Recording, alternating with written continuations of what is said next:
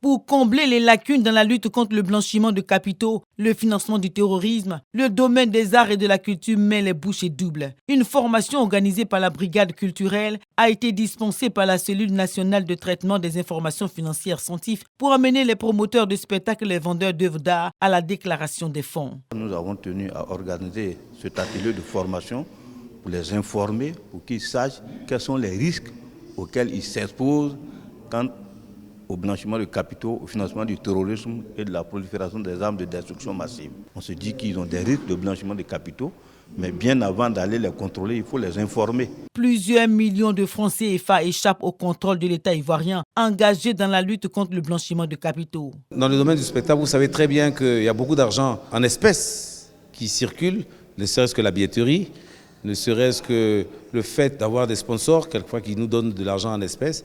Il faudrait savoir d'où vient cet argent, cette manne d'argent, surtout quand elle vient en espèces, pour ne pas être dans une certaine mesure associé à quelque chose d'illicite. Rattachée au ministère de la Culture et de la Francophonie, la brigade de lutte contre la fraude, la piraterie des œuvres culturelles est l'autorité de contrôle des acteurs du secteur de la culture, notamment les promoteurs de spectacles, les vendeurs d'œuvres d'art et les antiquaires.